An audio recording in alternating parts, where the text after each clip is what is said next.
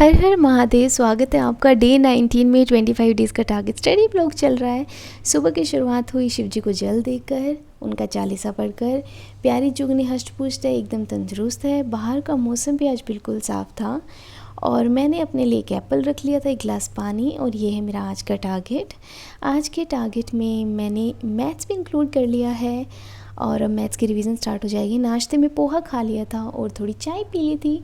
सुबह की शुरुआत में वो कैब पढ़ी थी, पहला टारगेट कंप्लीट किया। फिर एक पेपर का एनालिसिस किया जो मेरा रहता था, जिसमें मेरे नंबर अच्छे नहीं आए थे।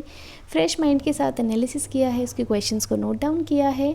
और ये टारगेट कंप्लीट करने के बाद मैंने मैथ्स का एक सेक्शनल पेपर भी दिया। मैथ्स और रीजनिंग का सेक्शन पेपर देने के बाद में उसका मैंने एनालिसिस किया। और एनालिसिस में हर रोज़ ही करती हूँ। इट्स वेरी इंपॉर्टेंट कि आप जो चीज़ें आपको नहीं आ रही हैं, जिसमें आपको टाइम लग रहा है, उसको आप नोट डाउन कर लो। और बहुत ही सिली मिस्टेक हो जाती है यार, मतलब आपको आ रहा है और फिर भी आप मिस्टेक कर रहे हो।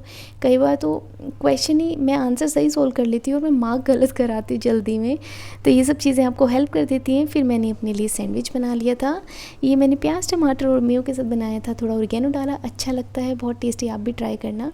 पॉलिटी का पार्ट 6 मैंने स्टेट्स वाले सारे इंपॉर्टेंट आर्टिकल और सब चीज़ें कंप्लीट कर दी हैं, उनको याद कर लिया है।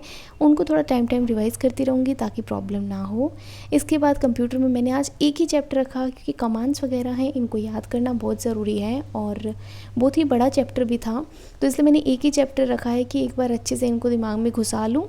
इससे बहुत इंपॉर्टेंट क्वेश्चन आते हैं।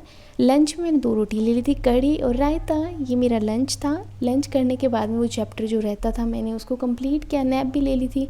और ये चीकू बनाना शेक मंगा लिया था आज मैंने अपने लिए। मेरी तबीयत थोड़ी डाउन चल रही है तो इसलिए मैंने आज ये शेक मंगाया, अदरवाइज़ तो मैं कॉफ़ी पीती हूँ।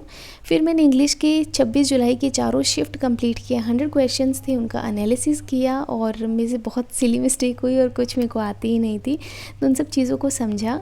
उसके बाद में देखो जी, मैंने इंग्लिश जी का पेपर देना था और मैथ्स के नोट्स रिवाइज़ करने थे। मेरी एक नोटबुक पूरी की पूरी कंप्लीटली भरी हुई है प्रीवियस ईयर पेपर के उन क्वेश्चन से जिनमें मुझे प्रॉब्लम हुई। सारे फॉर्मूलेज लिख रखे हैं, इसको मैंने अच्छे से बना रखा है। ये नोटबुक मेरे लिए एकदम कोर नोटबुक है और इसमें सारी इंपॉर्टेंट चीज़ें मैंने नोट डाउन कर रखी है। तो इसको मैं 2-3 बार रिवाइज़ कर लूँगी पेपर आने तक, ताकि मेरे माइंड में सारे इंपॉर्टेंट कंसेप्ट फिर से आ जाएँ। और ये देख रहे हैं आप, इतने टाइम की है, इससे सारे फॉर्मूलेज लिखे हैं और सारी इंपॉर्टेंट चीज़ें लिखी हैं और इसको मैं शुरू कर दूँगी। तो आज से मैंने इसकी शुरुआत कर दी। डिनर पे हमने पिज़्ज़ा मंगा लिया था और एक बेसिक पिज़्ज़ा है, ये भी इतना महंगा कर दिया अब इन्होंने ये 80 रुपीज़ का सड़ा सा पिज़्ज़ा आया, पर ठीक है, हमने खा लिया। और मैथ्स को रिवाइज़ करने के बाद मैंने जीके और इंग्लिश का जो एक सेक्शनल पेपर देना था उसको कंप्लीट किया है।